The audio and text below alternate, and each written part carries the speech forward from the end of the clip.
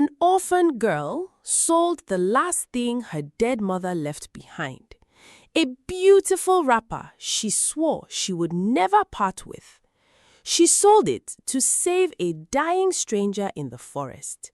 What she didn't know, the stranger was the missing prince of the kingdom. And when the truth was finally revealed, her entire life changed forever.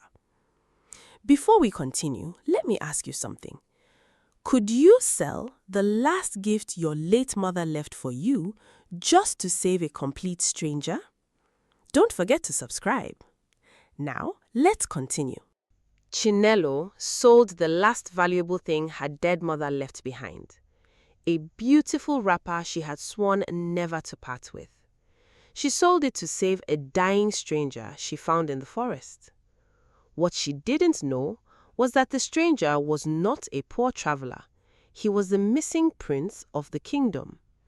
And months later, the entire kingdom would know her name. But before that happened, his biggest secret would nearly destroy their love forever. After losing both parents, Chinelo's life became a daily struggle. She lived in a small mud house with her younger sister, Somto. The sisters survived by farming a small piece of land their father left behind. Some days they ate twice, some days only once.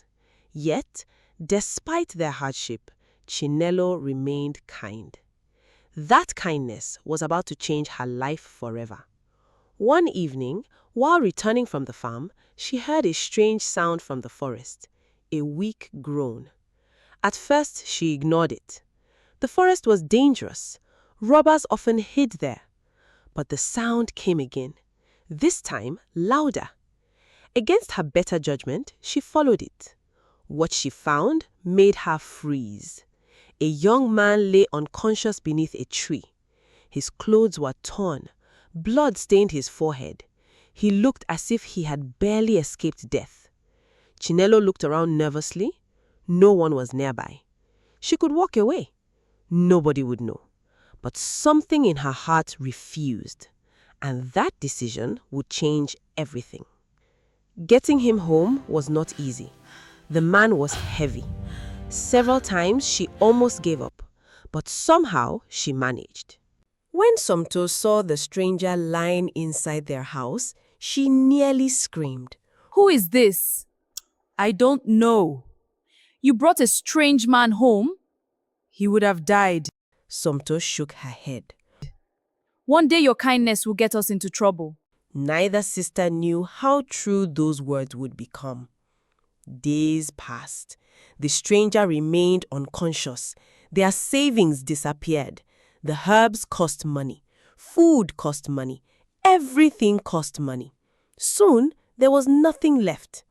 Then Chinelo opened the wooden box containing her mother's treasured wrapper. The last gift from her mother. The last memory she had. Tears filled her eyes, but she sold it anyway. She chose a stranger's life over her most precious possession. That night, something happened. A weak voice broke the silence. Water. The man was awake. His name, he claimed, was Obina. That was all he revealed. No village, no family, no history. Whenever Chinelo asked questions, he smiled and changed the topic. At first, she found it strange, but eventually she stopped asking. After all, everyone carried wounds they didn't want to discuss. As Obina recovered, he began helping around the house. But something about him felt different. His speech, his manners, the way he carried himself. Sometimes he sounded less like a farmer and more like a nobleman. Still, Chinelo paid little attention. She cared more about character than status. And Obina had a good heart. Soon, friendship blossomed. Then, something deeper, though neither of them admitted it. One afternoon, disaster struck. The village elder summoned Chinelo. His face was grave. Your father's debt remains unpaid. I know. The land may be taken. There must be another way. There is one. What is it? You must marry. Her heart nearly stopped. The land was all they had. Without it, she and Somto would lose everything. There must be another way, she pleaded. The elder sighed. There is one. What is it? You must marry. The words hit her like thunder. Marriage? Who would marry a poor orphan with nothing to offer? That night, she couldn't sleep. Then a desperate idea entered her mind. An idea so foolish that she almost laughed. The next evening, she approached Obina. Can I ask you something? Anything. Will you marry me? What? Only in name. I'll do it. She quickly explained about the land, the debt, the danger, the inheritance. When she finished, silence filled the air. Then Obina smiled. I'll do it. And just like that, their lives became forever connected. Months passed. The land was saved, life improved, and slowly the fake marriage stopped feeling fake. Their laughter became genuine, their conversations became longer, their feelings became real.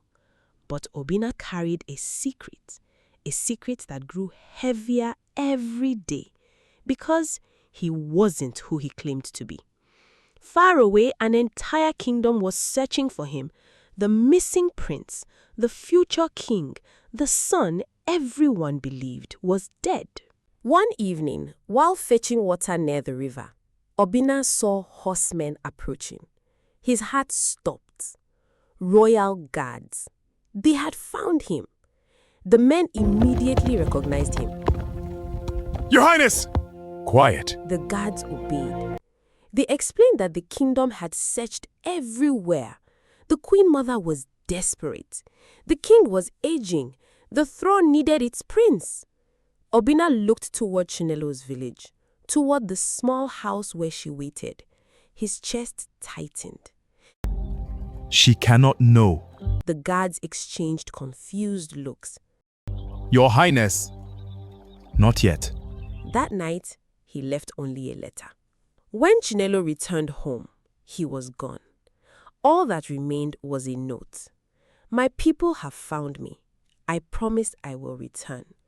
She read it over and over. At first she waited. Then she worried. Then she missed him. Finally, after months without seeing him, she made a decision. If he won't come back, I'll find him. Somto thought she was crazy. Maybe she was, but love rarely listens to reason. Chinelo packed food, eggs, beans, clothes she had sewn herself, a blanket, everything she believed her poor husband might need. Then she began her journey. What happened next shocked even fate itself, because the destination she was heading toward wasn't a village, it was a royal kingdom. When she arrived, she was overwhelmed. Massive walls, soldiers everywhere, beautiful buildings, nothing like the life she knew. But before she could learn the truth, Obina found her first, still hiding his identity, still pretending to be poor, still afraid of losing her. When Chinelo saw him, she ran toward him. You fool! You came all this way? Of course I did. I brought food. You traveled for days carrying food? What else would I bring? For the first time, guilt truly struck him, because the woman he loved still believed he was an ordinary man. Days turned into weeks. Obina continued hiding the truth, but secrets never stay hidden forever. Then war came. A neighboring kingdom attacked. The entire city panicked. Soldiers flooded the streets. One morning, Obina disappeared again, this time without explanation.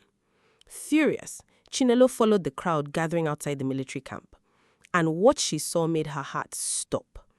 Thousands of soldiers stood in formation. Royal banners waved in the wind. Then a rider appeared, wearing shining armor, riding a magnificent black horse. The crowd immediately knelt. Chinelo smiled nervously. Surely they were greeting someone else. Surely this was a misunderstanding. Then one soldier shouted 6 words that changed her life forever. Long live Obina, Crown Prince! The world seemed to stop. No, no, no, it couldn't be. Her husband? The poor man she had rescued? The man she sold her mother's wrapper to save? A prince? Tears filled her eyes, not because he was rich, not because he was royal, but because he had lied. The war lasted several weeks. Then, devastating news arrived. Prince Obina had been wounded in battle. Suddenly, Chinelo's anger didn't matter anymore. All she wanted was for him to live. Day and night, she prayed. And finally, the prince returned. Alive? Weak, but alive. When they met again, silence filled the room. Then Chinelo spoke. You lied to me. I know. You should have trusted me. I know. Why? Because you loved me before you knew I was a prince. For the first time in my life, someone loved me simply because I was me. Chinelo's anger slowly faded. Not instantly, but enough. Enough to listen. Enough to understand. Enough to forgive. Months later, before the entire kingdom, Prince Obina asked her to marry him again, this time without secrets, this time without lies, this time as a prince. And with tears in her eyes, Chinelo said yes. The poor orphan who once feared losing her father's land became a beloved queen. Somto received the education she always dreamed of. Their father's land was restored, and the kingdom never forgot the girl who sold her dead mother's wrapper to save a stranger. Because in the end, her kindness had changed not only one life, but an entire kingdom. And it all began with a choice most people would never have made, the choice to help a stranger. Sometimes the greatest blessings arrive disguised as burdens. Chinelo helped Obina when she believed he had nothing to offer her. She did not help him for wealth, status, or reward. She simply chose kindness. Moral: never underestimate the power of compassion. The good you do for others may return to you in ways you never imagined. Please, don't forget to like, share, and subscribe to Mama Told Me Stories for more emotional African stories filled with love, sacrifice, suspense, and unforgettable endings.